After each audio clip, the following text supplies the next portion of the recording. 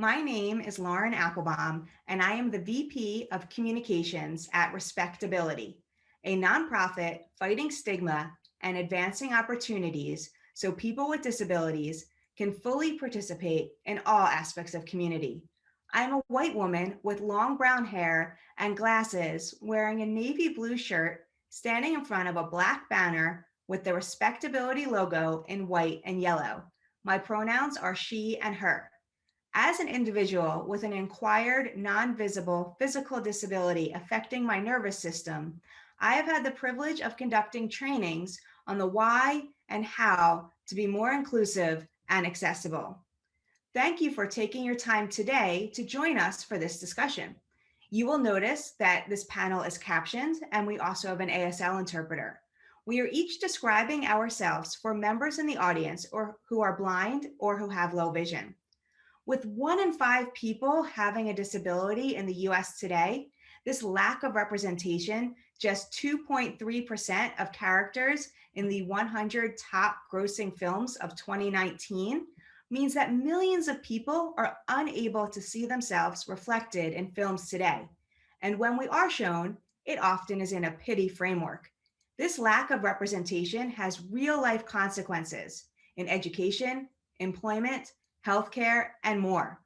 In fact, researchers at Harvard Medical School and Massachusetts General Hospital recently found negative perceptions of patients with disabilities are widespread among doctors to a degree that they say is disturbing, leading to lesser standards of care for disabled individuals during this pandemic and beyond. But there are even more reasons to be telling disabled stories and including storytellers with disabilities through the process. 1 trillion reasons. With Hollywood striving to boost diversity and inclusion, opening the inclusion umbrella for America's largest marginalized population, the 1 in 5 Americans with a disability, is the right thing to do, as well as economically smart, given that the disability market is valued at more than $1 trillion, according to Nielsen. Joining me today are filmmakers and actors from Best Summer Ever, the director of Single, both films which won awards at 2020 South by Southwest, and other filmmakers with disabilities. Together, you will learn from them not only how to ensure more equity in Hollywood, but how to tap into this market worth $1 trillion. This panel also will cover accessibility touchpoints throughout the entire process, from hiring and casting disabled talent, making sets accessible, and ensuring that the film itself is accessible. Before we get into a discussion, I'm going to ask each panelist to introduce themselves. Hello, my name is Leah Ramond. I am one of the team of producers for Best Summer Ever. I am a white woman with long, dark hair, wearing a green sweater, and my background is a colorful rug in a bookshelf. My pronouns are she, her, and hers. Andrew? Hi, I'm Andrew. I'm one of the producers of Best Summer Ever, where I am a guy who is wearing a white shirt, background of a tree, and I have terrible problems with my feet and movement. So, yeah. Shannon. Hi, my name is Shannon DeVito. I am an actor in Best Summer Ever. I am a white woman with a blue shirt and long brown hair. My background, there's a black and white cover of a bed and Baby Yoda, because of course there is. Lizzie. Hi, my name is Lizzie Francis, and I am a brown Indian American woman. My background is the South by Southwest logo. I'm wearing a gray turtleneck sweater, and my pronouns are she, hers. Ashley. Hi, my name is Ashley Eakin. I'm a writer-director, and last year my film Single was in the festival. I have long blonde hair. I am in a hotel room, so you just see a bunch of nondescript doors. I'm wearing a jean jacket with a kind of black and white leopard turtleneck. I'm also wearing glasses, and I'm in my 30s. Thank you. Shayna. Hey, my name is Shayna Garaya. I'm a writer-director for the upcoming feature film Og, and my skin is an olive tone. I have long black hair. I'm wearing black rimmed glasses, a blue turtleneck, and my background is a white wall with a bookshelf. My pronouns are she, her, hers. Thank you, everyone. Now I'd like to turn our attention to a film that was scheduled to premiere at South by Southwest in 2020 and now is going to be available to be viewed during South by Southwest 21, Best Summer Ever. A fresh and exhilarating take on the beloved teen musical genre, Best Summer Ever features 8 original songs and a fully integrated cast and crew of people with and without disabilities. Let's take a peek behind the scenes. Working quietly, guys. Working quietly for rehearsal. The movie integrates people with and without disabilities. We're not only saying disabled people should be included in casting, we're saying that disabled people should be included in all areas of production. I'm with you for Boom Mike, my favorite. That's the 25, K2. Because I have a less qualified doesn't want to do the job a little bit differently. I did do what I do to get the job done. Let's get together and celebrate. I hope the film will show inclusion, have more conversation about inclusion, and I want to see more films like it.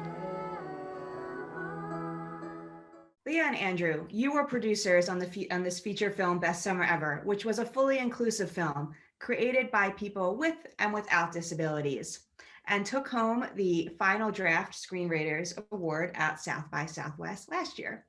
Can you tell us more about how and why this film was made? What was it like working on a production that was fully inclusive of people with and without disabilities, both in front of and behind the camera? Yeah, so we made this film with a community that we are a part of called Zeno Mountain Farm. And Zeno had been making short films for 12 years.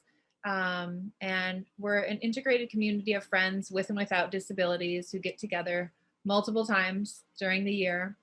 And after making short films, we decided that our next venture would be going into a feature film. And we love dancing and singing, and we love all the 80s and 90s musicals. So that's what we chose to do.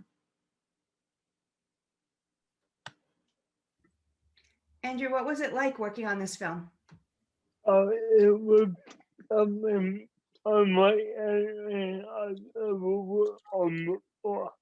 I mean, I have such an amazing group of people around us at all times. I met so many amazing friends and met them. It's been an absolutely crazy journey from where we started to where we are now, especially being out by Southwest Life, and when we last year at the Southwest campus, such a great honor. It's really a unique project because, all the time I'm the only person with a disability on a film. Here, having so many other people with all kinds of disabilities doing jobs at every level something that's so special. So, yeah. That's such an important point that you made, that oftentimes you're the only person with a disability on set. And I think probably every panelist here can point to a chance that happened to them as well. And so I'd love to stick with you, Andrew, for one other topic of the film is that, it's a major feature length production. How did you come up with this? And what does that say about the need for this type of content? Well, we came up with the funding from a number of individuals who believe in the sort of content. And like most independent films, we did a lot of crowdfunding. A lot of people gave $20, $10, $50 to support the film. It just goes to show you how many people want to see stories like this told and want to see authentic representation, but also stories, authentic stories about people with disabilities, where the disability is not the story. It took a lot of friends and family like a independent film. Yeah. Thank you, Andrew. Shannon, I'd love to turn over to you. You've had a bunch of different experiences beyond Best Summer Ever, but I know even such it was disappointing to you and all of the cast and crew when the film did not air last year. So what are you hoping audiences will take away from this film now that more people will actually have the chance to see it? Yeah, it's so exciting. I mean, last year was definitely a disappointment. I think we all kind of ended up dealing with a lot more than we bargained for over the past year. So it's kind of nice to celebrate in this new format that we've all kind of become accustomed to, and so many more people are going to see it this year than would have last year by just going to the theaters. So this is so exciting for the entire crew and the team who just put so much heart into it and created something so special. And I think that everybody wants audiences to come away with that they watched a fun film. It has nothing to do with disability, and it has nothing we're not trying to teach you about what it's like to live with a disability. We just want you to enjoy a piece of art that we created with tons of enjoyment and fun that came out of it. So we just want you to have a good time, honestly. And know that at the end of the day, it was made with people who have disabilities, and know that you watched something that was really great. And it doesn't, the fact that we were all kind of diverse is just an added bonus. Yeah. I mean, I that's one of the things I love about it, that it has such universal, broad appeal to people, whether you have a disability or not. If you like this genre, you're going to love this film. And so, I as someone who wasn't affiliated with the production of it at all, just someone who's had the opportunity to watch it, I'm really excited for more people to be able to see it. Lizzie, you were a production assistant on Best Summer Ever. And, this was early on in your career. So for folks just starting out in this industry, can you share your experience from your side of the film? Yeah, definitely. I do need to acknowledge my luck and privilege that I have to be involved with it. Andrew's actually from my high school in Massachusetts, and I was able to get involved through my high school's film program that Andrew actually helped found in 2009. So I just have to say that everybody was just so incredibly kind on the set of Best Summer Ever. It was shot in Vermont during the summer of 2018, and I remember my first memory of it was I walked in, and I was 17 at the time, And this was my first ever film job. And I walked in and everybody just kind of gave me a hug and welcomed me with open arms. Yeah, and it was kind of like the first time that my dream of becoming a filmmaker slash a writer seemed attainable, which was really nice. And like I said, I was 17 when this all happened, so I had to kind of start thinking about what I wanted to do with my life, and I knew that I wanted to make a difference, especially in regards to representation. And I knew that I also loved film a lot, so to be involved that with a project that kind of combined both of what I wanted to do it was kind of like a sign that I was moving in the right direction. And being on the set of Best Summer Ever, like there wasn't really a hierarchy of anything. I was a production assistant, but everything that I did, from getting snacks to setting up a tent to like just hanging out with like the director or the actors, it just like I just felt very much appreciated. And it sounds kind of cheesy, but like the set just felt really safe and warm. And now that I've worked on a couple more projects after, I know that all sets have a different energy to them. It's never ever a bad energy, but I've learned that when you're nice to everyone and when you show your appreciation and you show up hard work, you make these connections that lead you to further projects and new people as well. Excellent.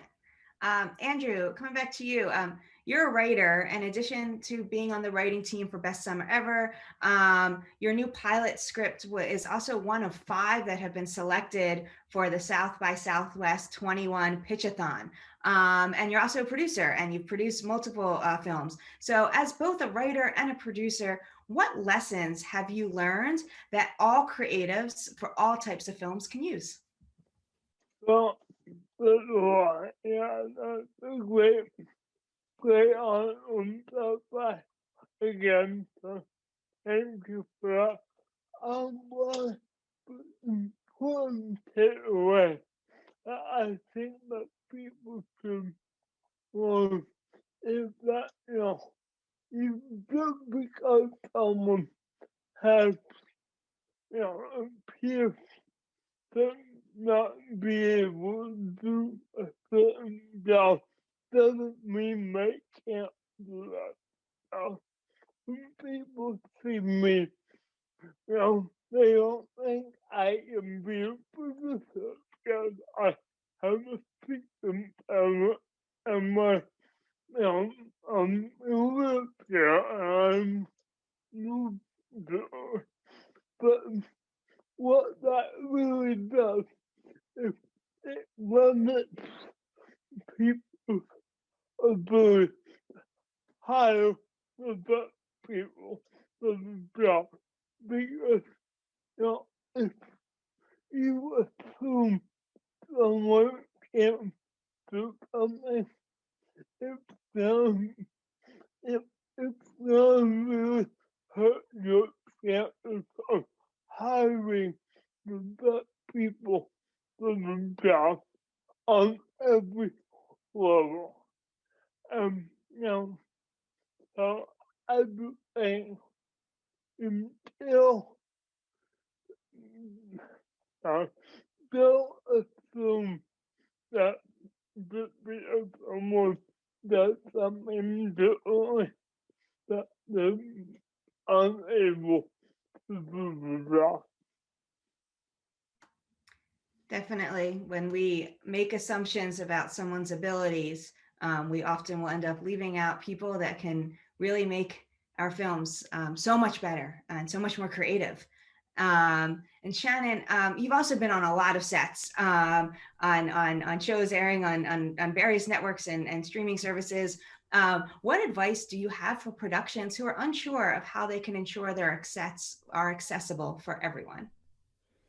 That's a great question. And I think it is a big fear that producers often have, that it's going to be this extraordinary cost that's going to set their production back. And I think it really comes down to talking to the person who needs the accommodations. They will explain to you what they need. We're not afraid to tell you if I need a ramp, or if I need something to be lowered, or if we need an interpreter, or, whatever that person needs, they're not afraid to tell you, except that they kind of are because they're afraid that you aren't going to hire them. So in reality, it just needs to be a conversation that you have, and to not have that fear that you're going to do something wrong, because you might. And the reality is that we all do things wrong because we're humans. But if we don't have the conversation, that we can never correct it and be better.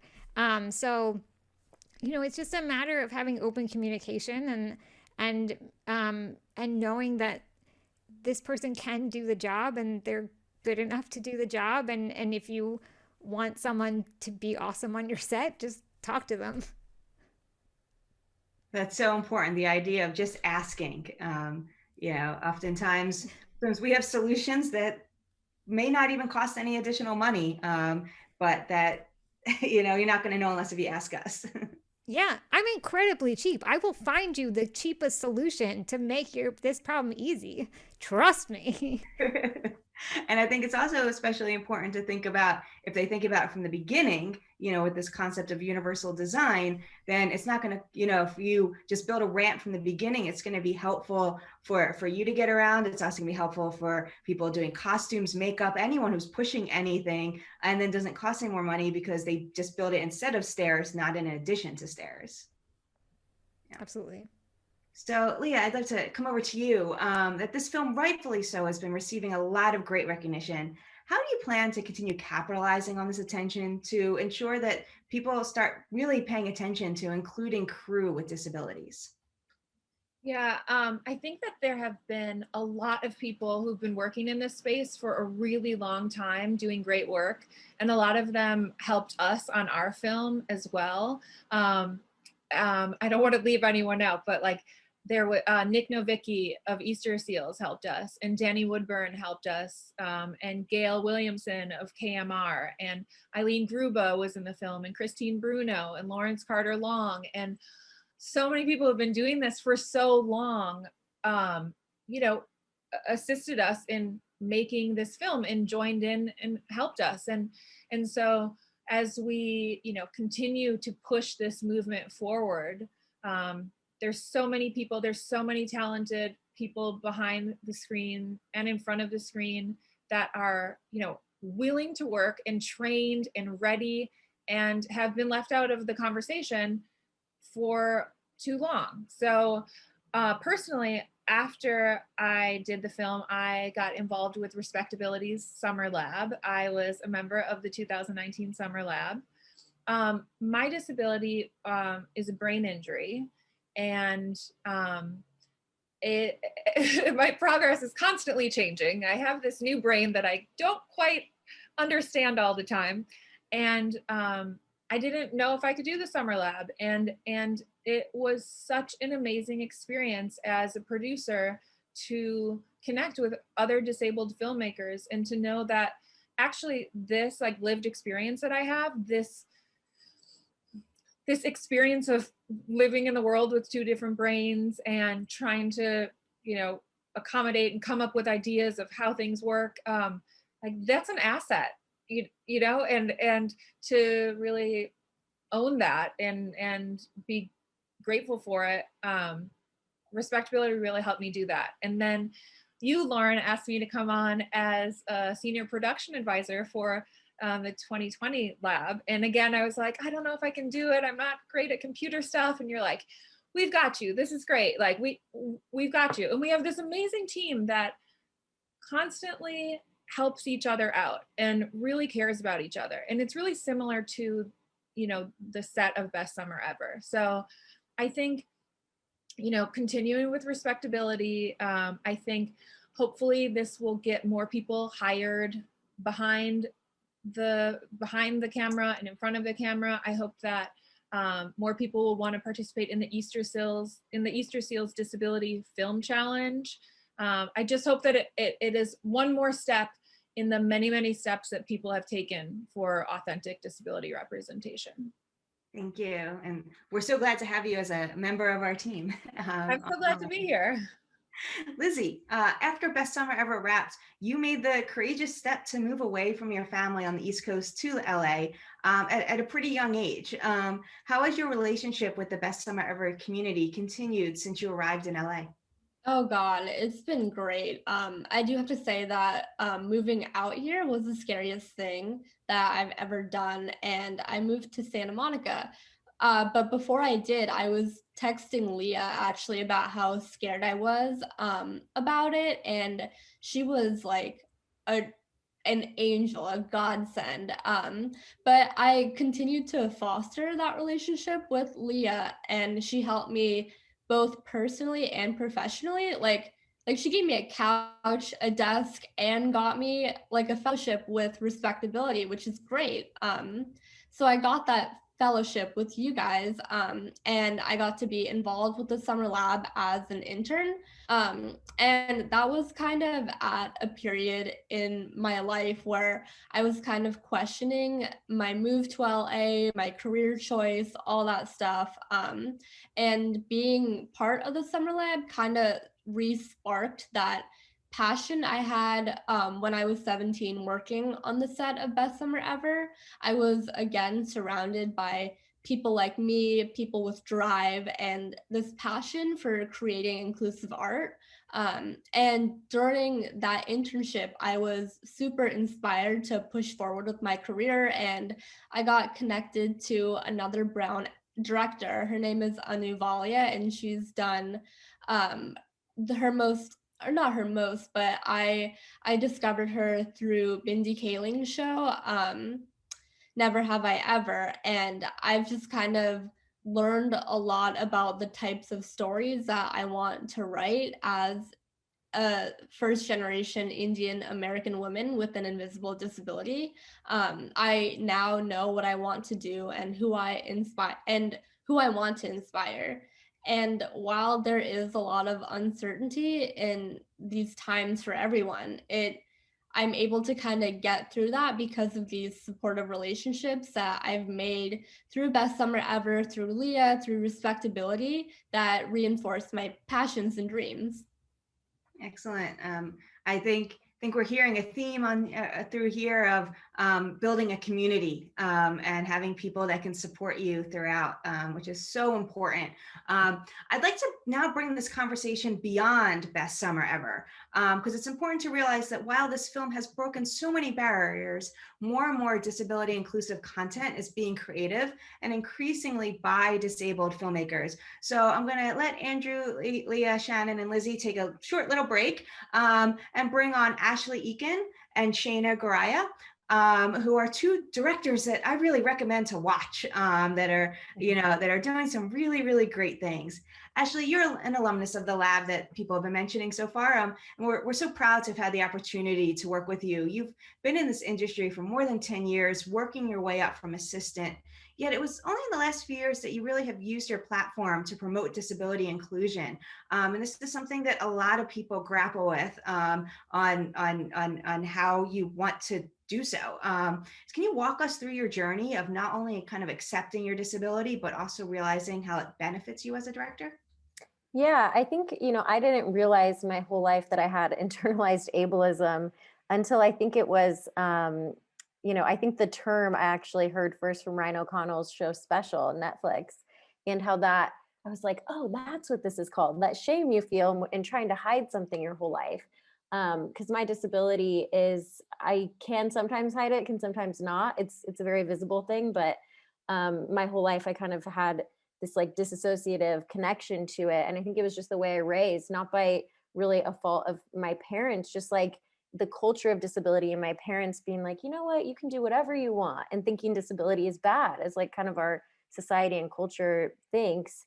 And I think what really came together with kind of like film and representation and kind of changing that narrative is I worked my way up through the business, assisting different producers and executives and directors. And when I really realized I wanted to direct, I started working for John Chu, who did Crazy Rich Asians, just to learn as much as I can. And that whole process of seeing what Asian American representation, that film Crazy Rich Asians did for Asian American representation, really made me reflect on my own community and myself, and like, where do I see myself represented?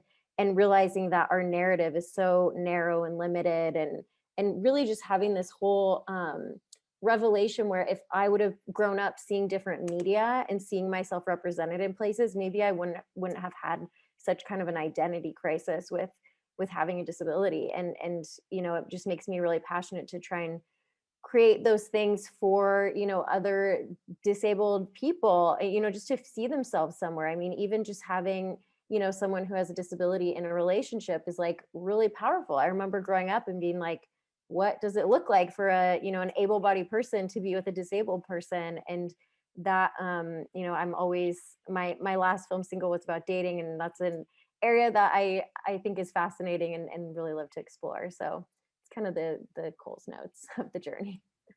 Excellent. Yeah, I mean, relationships and sex are kind of two topics that I think a lot of people are exploring now within the disability sphere. You're ahead of the curve. But to say both of you have kind of created content that is both disability related as well as content that has nothing to do with disability. Why is it important for disabled filmmakers to have the opportunity to create all types of content? Start with Shanna if you want. Yeah. So here's the thing, like anyone can become a person with a disability at any point in their life, right? And because of that, and the fact that every disability is different, we are such a diverse minority group. And so it's really important that the content that we make reflects that diversity of experience, right? Like somebody who has spinal muscular atrophy, which is my disability, might not have the same needs that I do. And so, you know, there's also the flip side of it, which before pandemic, I went to the mall in LA and a robot came in front of me and just wouldn't move. It just didn't register me. And so I made a film about that experience for the Easter Seals Disability Film Challenge. But I also wasn't thinking that, oh, this is a film about disability, right? Because it was a film about my lived experience and it was authentic. And it just ties back to the phrase that, you know, I'm also a big champion of, which is no content about us without us.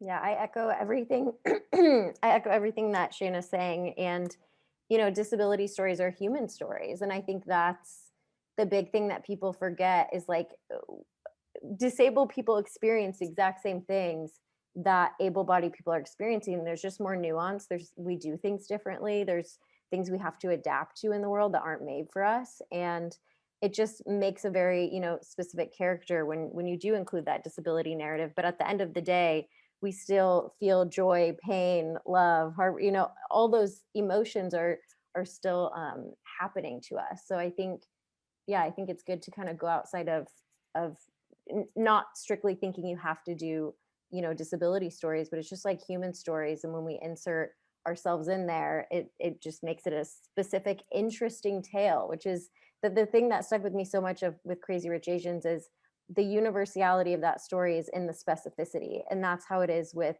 you know, disability stories. It's such a specific story that hasn't seen the light of day yet, really, in a lot of places. I mean, there's amazing people doing stuff, but not as much as, you know, other content that's out there representing different communities. And like Shayna said, we're so diverse. Like it's this spectrum of humanity within disability is so vast that we need so many different filmmakers and so many different stories and perspectives of disability.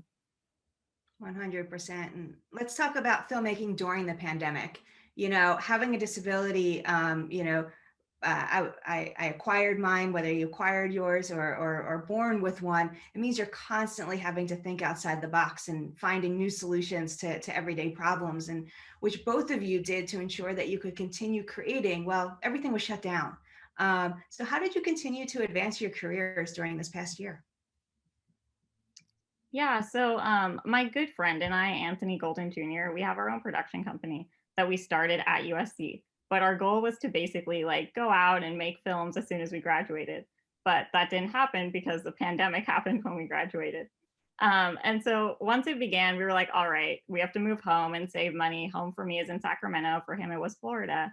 And so we were like, how are we going to make this work not being in LA? So we saw there was a need for post-production in particular. And we decided to meet that need since both of us are trained in post. And so thankfully we were able to grow our company. It was just in a different way than we had envisioned. But we still grew it. And then we also used quarantine to write. My feature film script, Og, came out of that. And I applied for the SF Film Rainin Grant kind of on a whim because I had time. And our team won it, which was a huge, again, win for us. I also had the opportunity to be an Academy Gold intern. And a lot of events were optional, but I chose to go to every single event. And it's really just making use of the opportunities that came my way despite pandemic. So I was really thankful for them. But I also just adapted, which again, like you said, Lauren, people with disabilities are really good at. Definitely. Yeah, I think I found the pandemic has been really interesting because I have been forced to stay at home and write, which like I have a love-hate relationship with writing where when I do it, I always like that I did it and it's, received well, but then I hate that process. But being in a pandemic and you have nothing else to do, you're like, well, I may as well write. And that was kind of it's been a great period for me to do that and push that out there. And then I also became writing partners with my husband, which we kind of tried on one script, but now that we're just stuck together all the time, I'm like, let's just start bouncing ideas. And we ended up getting hired to write a feature, which we're working on now. And that's been really just fulfilling to, have that creative collaboration. And, we shot something right when the pandemic shut down. We had a ton of, or right when the world kind of shut down in April, we had a ton of people send us videos of empty streets. And we put this video together with a poem. And it was just like, we always want to stay creative and he's more of a film tech guy. So that always helps me where he can do that part. And I kind of come up with story or things like that. So it's finding those collaborators that are close to you that's been really, really helpful for me. And knowing that you can do a lot just from being home. A lot of the development happens just within, your own dwelling and stuff. So, and Respectability has connected me with places where, I've written for a TV show, which has been really, really great and exciting. And it's a little out of the realm of spaces that I would normally work in, but it's been, it's fun. And I think the pandemic forced me into this area, which it's been kind of an exciting thing to pursue. So it's definitely fun seeing how we can help place some of our lab alum into writers' rooms and other places because and just I'm super excited. I mean, the lab's only 2 years old, so I'm super excited to see 5-10 years from now where everyone is going to then be in positions to hire new people, new graduates. So it's going to be fun to watch. But what I loved hearing from both of your answers is whether it was someone who was in your house with you or someone, that you were on Zoom with, you were able to, have that person to collaborate with to kind of keep being creative and finding those connections. Shana, as you mentioned, you graduated from film school at the height of pandemic. How important is film school in propelling a career? I think it's important to acknowledge that just 7% of people born with a disability in the US actually graduate college, actually get a bachelor's degree. So accessibility at schools is super important. So was USC accessible to you? And what advice do you have for people with disabilities who are applying to film schools? Yeah, so my undergrad college was not very accessible, and I made a film about it and called them out. So it's something that I'm very honest about at that level. So I fully intended on visiting USC for pre-orientation and calling them out if things weren't up to par. But it's seriously been everything for me, that school. People told me before I went that I didn't need to go to film school to be a filmmaker. But what they didn't realize was that as a woman with a severe disability, I couldn't just pack up and move to LA and sleep in my car, hopping from set to set as PA, and climb up the ranks that way, which that was the advice they were giving me. So I needed to go somewhere where my immediate accessibility needs were met so I could literally survive. So I applied to 2 schools, and I won't say the second one, but when I went to visit and got in for pre-orientation, it wasn't accessible at all. I couldn't even access a classroom. And the faculty were sad to see me turn them down, but I really had no choice. So when I visited USC, I wasn't planning on accepting, and I was just pleasantly surprised. It was really accessible to me, but I want to make it clear that it was accessible to me with my specific needs. At the other school that I went to during their pre-orientation, they had someone like assist me. They appointed someone to like follow me around all day. But at USC, nobody was there to assist me because structurally things were just accessible. They just worked. But later on, when I got to the component where I had to be cinematographer in a class, that wasn't something I could physically do. But at that point, I was comfortable enough having that conversation with my professors, and we worked out a great system. The other thing was going to USC. I mean, we call ourselves the SCA Mafia, right? The School of Cinematic Arts Mafia. And having that group, like that family that I can count on, especially as a person with a disability, it's really important. And it's honestly why I'm here today. Theme keeps coming back of community throughout every conversation. So in that sense, I'd like to invite everyone to turn their cameras back on now. We've talked a bit about creating disability inclusive content and ensuring accessibility for actors and crew. Now I'd like to talk about film festivals and accessibility. Before South by Southwest 2020 had to shut down due to COVID-19, both Best Summer Ever and Single, the film directed by Ashley, were made fully accessible for audiences who are deaf through captioning and those who are blind and have low vision through audio description. And I'd like to give a shout out to Michelle Spitz, who provided grants for both of those films through Women of Her Word. While majority of filmmakers are ensuring captions now, fewer have thought about audio description. So I'd like to turn to Andrew and Ashley. If you could give us a brief description of audio description, why is this so important, and how can more filmmakers ensure that their films are accessible to all? Ashley, we'll start with you. Sure, yeah. Audio description is something that I didn't actually know about until I won the grant, and Michelle, we had lunch and she explained everything to me, and then I went to her website and got to listen to examples of it. And it's narration of the visual elements that when there's no spoken word for, you know, the low vision and blind community. And it's something that I find fascinating, and I don't know, I think it's something that now I'm watching my favorite films and turning on the audio description and realizing how much it adds to the film. And it's a great writing tool to really kind of think about how to very quickly describe a scene visually. And you could put that on the page if you're a writer too. So it's something that, you know, now going forward, and even in my latest project, I've been very adamant about it having to have this element, because why would you limit, you know, an audience of wanting to engage with your art? Thank you. Andrew, would you like to add about your experience with it on Best Summer Ever? Yeah, Michelle, the fantastic job with all the film.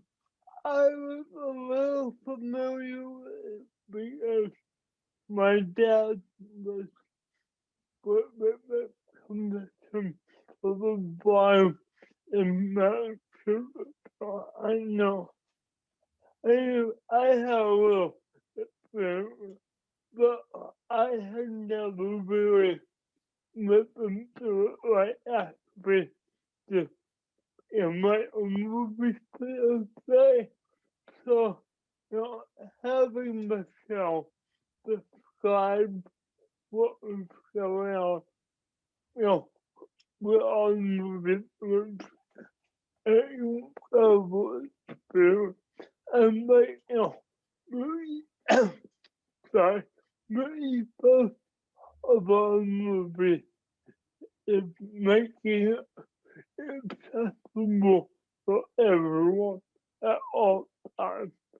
So, you know, in our film, we have open captions on every, you know, every film on the film.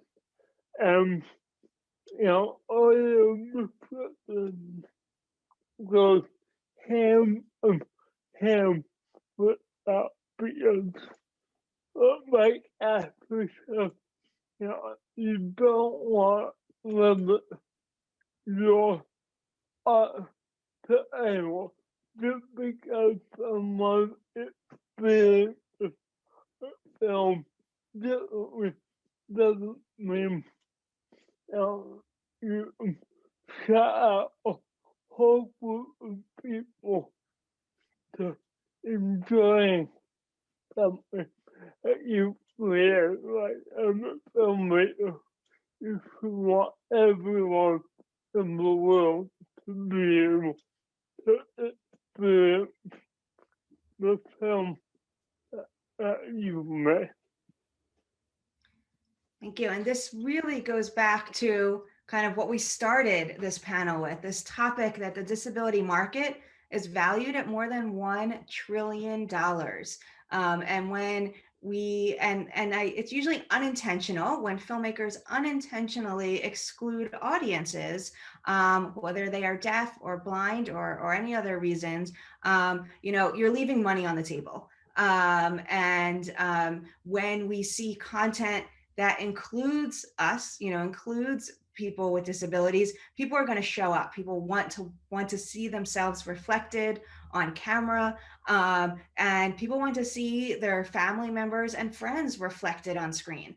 And so, Leah, I'd love to come back to you on about what steps can filmmakers take to make sure that they are creating stories that are so important to the 1 in 4 adults with a disability in the US today. Right. If you aren't including people with disabilities in the creation of art, you are leaving out an entire swath of the human experience. So when you're thinking about creating films, they don't have to be, like we've talked about, they don't have to be about disability, but you are missing a huge part of what it means to be a human if you're not including disability. So I think, look for writers that have lived experience with disabilities, and you can look for writers that are, for instance, alumni of the Respectability Summer Lab. You can look for people behind the scenes that can do all the types of production work through Respectability. Also, you can look at people who have done the Easter Seals Disability Film Challenge. There's a ton of people there that are doing great work. Joey Travolta has a great company called Inclusion Films that has below the line talent that is trained and ready to work. If you're looking for people in front of the camera, Gail Williamson at KMR is an amazing agent who has got a super talented roster. People should be playing all roles.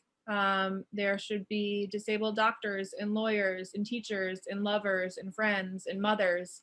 And also when you have crowd scenes, you should show that 25% of your crowd, just like 25% of America, has a disability. So Gail Williamson at KMR is a great person to talk to about that too. So there's just some suggestions.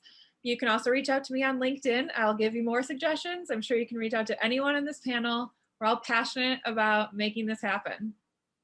On that topic, Shannon, I'd love to turn to you. What do you want to see more of? Oh man, myself. No, I want to see more people in roles that don't necessarily mean they have a disability. Like Leah was saying, like people playing doctors, people playing lawyers, people in comedies. I think that that's a really big space that can use some improvement with, especially women with disabilities. I think that I'm a comedian, so just another plug for myself. But I think that it's a space that can really use it. I mean, we talk about how comedy is such a barrier breaker, and what better use of a format to kind of break the barrier with disability. I want to see stories that aren't just the same genres that we see all the time with, and I also want to see people authentically cast. I think that is a big thing that we didn't really get to touch on today, but I think that, even in 2020 and even probably 2021 that I don't know about yet, there are people playing disabled roles who don't have disabilities, and honestly that needs to stop. So all of that, which was not very succinctly put, I would like to see. Well, it's a lot of great things. And I think you know, and you're right, we didn't talk about casting authentically as much as we could have, but it is an extremely important point in the sense of, you know, that we bring a lived experience that you know, you can't fake. And so it's something that we see you, Shannon, you know, in various things, you know, and some great things to come. And then in projects that many of our producers and directors on this panel, you know, have casted authentically. And really, I think that makes those projects so much better. Leah, and then we're going to go to our last question. I would just like to second that I also would like to see Shannon in a lot of things. I love every time I see her on my TV, and one of the funniest people that I know. So yeah, I'm plugging Shannon too. I would also like to plug like people behind this. We didn't really talk. I mean, you talked to two wonderful filmmakers with projects that you should see everything that they do because they are brilliant.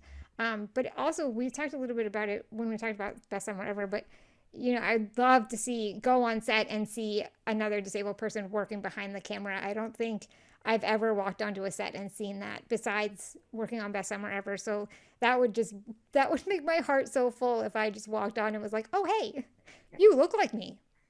So my goal is for both in front of and behind the camera to reflect society today. So, you know, that would mean 25% of people with disabilities, both in front of and behind the camera. Now, granted, some of them would be non-visible disabilities, but where it would be truly reflecting American society or world society, really, and then ensuring that, you know, as Shana mentioned earlier, ensuring that we are reflecting people with disabilities of all different backgrounds. Because I think that is an important topic as well, in the sense that, you know, most great examples that we can point to of TV is going to be of a cis straight white male in a wheelchair, you know, ignoring the fact of different genders, different sexual orientations, different races, and different types of disabilities. So this brings me to the last question, because this really kind of comes to the hybrid of what so many of you are. You know, you've all been involved with projects that are disability focused and not. Whether you have a visible or non-visible disability, you've all stepped up into the role of advocacy at some point, whether that was by choice or by necessity. In this industry, how do you balance being both an artist and a disability advocate? And do you have to sometimes choose one over the other?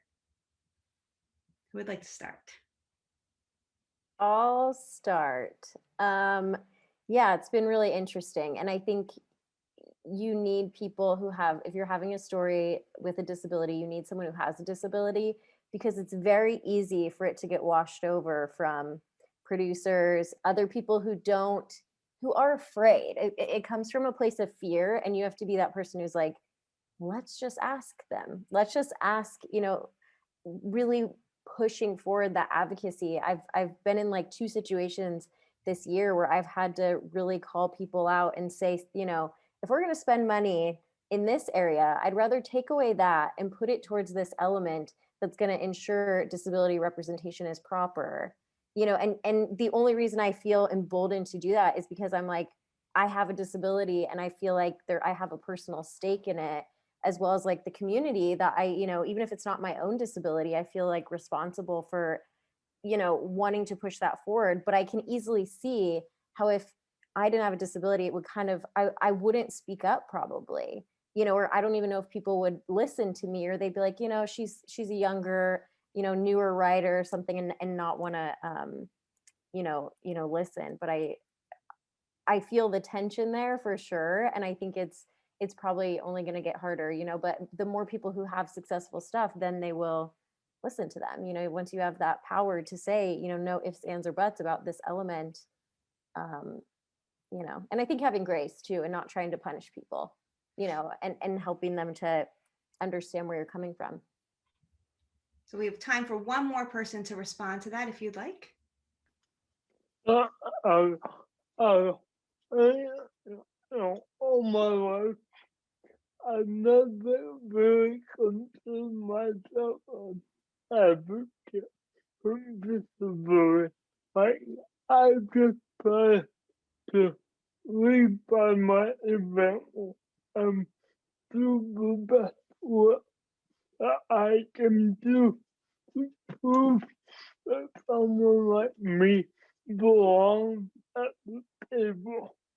And I truly believe that, you know, giving 150% improving, uh, it can be done.